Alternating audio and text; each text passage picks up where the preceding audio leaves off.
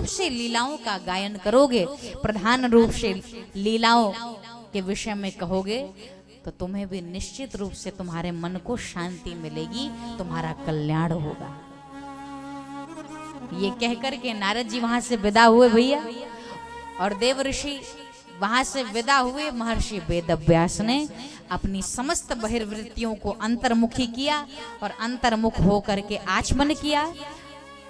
ओम अपवित्रः पवित्रो वा सर्वावस्थां गतोऽपि वा यस्मरेत पुंडरीकाक्षः सह वायाभ्यान्तरः शुचि। पवित्रता अपने ऊपर जल लिया, आचमन किया। ओम केशवाय नमः, ओम माधवाय नमः, ओम नारायणाय नमः। भगवान का ध्यान करते हुए अपने मन की वृत्तियों को समेटा और गोविंद के चरणों में लगा दिया, और उन्होंने श्रीमद् भागवत महापुराण जी की रचना करनी प्रारंभ कर दी। नारायणं नमस्कृत्यं नरं चैव नरोत्तमं देवीं सरस्वती व्यासं ततो जय मुदीर। वेदव्यास जी ने जिस ग्रंथ की रचना की, गोविंद का स्मरण करते हुए, इसे वेद रूपी कल्प वृक्ष का फल कहा जाता है, और इसे पंचम वेद की भी उपाधि प्राप्त है। ऐसे दिव्य भागवत महापुराण की रचना की। प्रेम से बोलो भागवत भगवान की। और वास्तव में भैया प्रधान रूप से गोविंद के चरणों में जुड़ करके तो देखो माता, कैसे नहीं मिलता है वो। और व्यास जी भागवत में भागवत कथा लिखते लिखते, लेकिन इससे पहले महाभारत की कथा लिखी है ना, इसीलिए बीच बीच में उनकी बातें महाभारत की ओर भी चली जाती है। तो व्यास जी लिखते लिखते भगवान की कृपा का वर्णन करते करते वो कहते हैं कि भगवान की कृपा तो देखिए भैया, वो कितना बड़ा कृपालु है। जिस समय भीम दादा की गदा से दुर्योधन का उरुदंड टूट गया, उस समय अश्वत्थामा दुर्योधन का प्रिय कार्य समझ करके शिविर में सो रहे द्रौपदी के पुत्र, जब पांडव सो रहे थे, तो भगवान कृष्ण ने देखो लीला रचाई। भक्त के रक्षा भगवान कैसे करते हैं, और भगवान ने क्या लीला रचाई। भगवान ने पांडवों से कहा कि देखो मुझे नींद नहीं आ रही है, मैं चाहता हूं कि आप लोग टहलने के लिए चलो हमारे साथ, क्योंकि भगवान तो सब जान रहे हैं क्या होने वाला है। तो पांचों पांडव को लेकर के भगवान टहलने के लिए रात्रि में निकल गए, लेकिन शिविर में पांडव नहीं बल्कि पांडव पुत्र सो रहे माता। उसी समय अश्वत्थामा दुर्योधन की तरफ से आता है, और सोते हुए छोटे छोटे बच्चों को उसने पांडव समझकर गले को धड़ से अलग कर दिया। पांचों द्रौपदी के पुत्रों को मार डाला, शीश को धड़ से अलग कर दिया, और मारने के बाद शीश को पकड़ करके ले जाता है, दुर्योधन के पास रखता है और कहता है मैंने तुम्हारा पूरा काम कर दिया, पांडवों को मार डाला। दुर्योधन ने कहा पांडवों को मार डाला? उठा करके जब चेहरे को थोड़े उजाले में देखा भैया, और माताओं जब उजाले में देखा तो क्या देखा, दुर्योधन ने सर पे हाथ रखकर बैठ गया। कहा अरे मूर्ख, जिसको पांडव समझ रहे हो, ये पांडव नहीं बल्कि पांडव पुत्र हैं। तुमने पांडव पुत्रों की हत्या कर दी, तुमने छोटे छोटे बच्चों को मार डाला, तुमने हमारे वंश को ही निर्बीज कर दिया। धिक्कारता है दुर्योधन। लेकिन जिस समय द्रौपदी ने ये दृश्य देखा कि उसके बच्चों को मार डाला गया, द्रौपदी की क्या अवस्था हुई होगी। द्रौपदी इतना रोती हैं, क्यों मार डाला, आखिर किस लिए मेरे पुत्रों को मार डाला। द्रौपदी जी इतना रोती हैं कि पूछो मत। कौन सा अपराध किया था इन्होंने। और उधर से जब पांडव भी आए, अर्जुन तो इतने क्रोध में थे और गांडीव उठा लिया कि उस दुष्ट को, आतताई को मार डालना ही सर्वथा उचित है। लेकिन द्रौपदी तो विलक विलक करके जमीन पर गिर जाती है, बेहोश हो जाती है। क्यों ना रोई, क्योंकि माँ का हृदय बड़ा कोमल होता है ना। माँ तो बड़ी अद्भुत होती है, और जिस माँ के सामने उसके बेटे का शव हो, उस माँ के ऊपर क्या बीतेगी। द्रौपदी बहुत रोती है। लेकिन आजकल वो कथा आती है ना, माँ तो अपने बच्चे के लिए कुछ भी कर सकती है, और वो बड़ा प्रसिद्ध गीत भी तो है, आप हम सब गाते हैं ना, अपना नहीं तुझे सुख दुख कोई, अपना नहीं तुझे सुख दुख कोई, मैं मुस्काया तू मुस्काई, मैं रोया तू रोई, कितनी सुंदर है कितनी शीतल है, प्यारी प्यारी है ओ माँ, ओ माँ,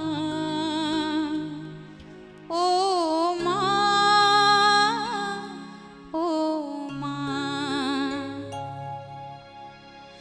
माँ बच्चों की जा होती है, माँ बच्चों की जा होती है, वो होते हैं किस्मत वाले, वो होते हैं किस्मत वाले, जिनकी माँ होती है।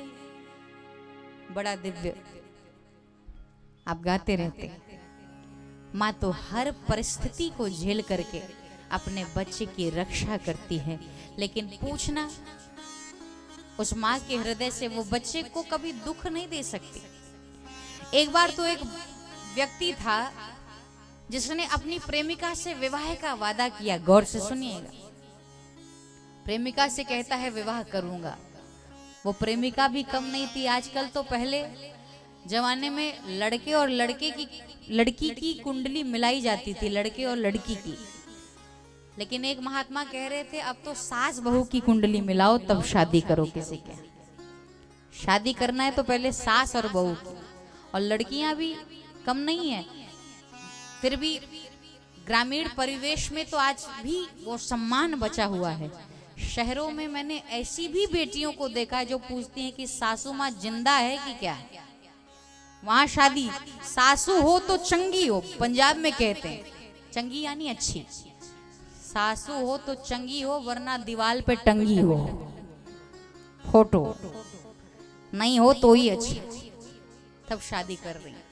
ऐसे परिवार में करना है जहां सास ससुर ना हो। ऐसी मानसिकता हो गई है समाज में।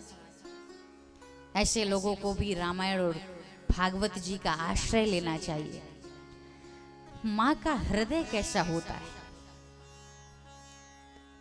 उस प्रेमी ने प्रेमिका से वादा किया विवाह करूंगा, तो प्रेमिका ने कहा विवाह तो करूंगी, लेकिन उसके पहले शर्त ये है कि तू अपनी माँ का हृदय यदि मेरे सामने ला करके मुझे भेंट करेगा तो ही मैं तुमसे शादी करूंगी, वरना मैं तुमसे शादी नहीं करूंगी। वो भी युवक कम नहीं था, वो भी अपनी प्रेमिका के प्रेम में इतना आसक्त था कि वो दुनिया में किसी को छोड़ने को तैयार था। उसने कहा मैं अपनी माँ से कहूँगा, मेरी माँ तो मुझे बहुत मानती है, वो निश्चित रूप से मेरे बात को मानेगी। और प्रेमी ने, उसके पुत्र ने जाकर अपनी माँ से कहा कि माँ मेरी प्रेमिका मुझसे तब विवाह करेगी जब मैं तुम्हारे कलेजे के टुकड़े को, जब हृदय को जाकर के उसके सामने समर्पित करूंगा, तभी वो मुझसे विवाह करेगी, अन्यथा नहीं करेगी। माँ तो अपने बेटे के लिए जान भी देने को तैयार है। ये बनी घटना है। और कहते हैं माँ मरने तक को तैयार हो गई और उस बेटे ने अपनी माँ की हत्या की।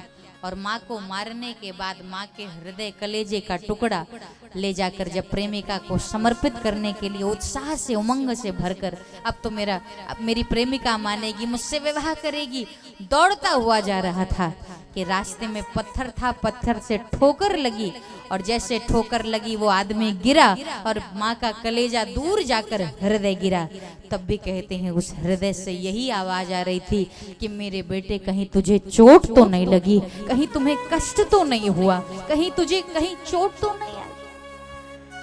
मरने के बाद भी जो अपने बच्चे का हित चाहती है वो माँ होती है।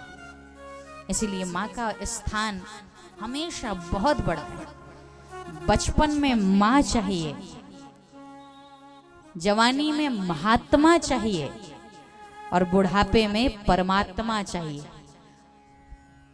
और परमात्मा महात्मा इस सब में माँ जुड़ा है। अगर इनमें माँ जैसे लक्षण ना हो ना तो इनकी भी कीमत नहीं बढ़ती, याद रखना। इसीलिए भगवान भी कहते हैं कि मैं अपने बच्चे को चाहता कैसा हूं। भगवान के शब्द हैं, कहते हैं कि करेऊ सदा तिनके रखवारी, कि जिमी बालक राखई महतारी, कि करे ओ सदा तिनके रखवारी, जिमी बालक राखई महतारी। हमारे यहाँ भोजपुरी में महतारी यानी माँ, आप लोग समझते हैं ना, माँ। मैं अपने भक्तों की रक्षा माँ बनकर करता हूँ।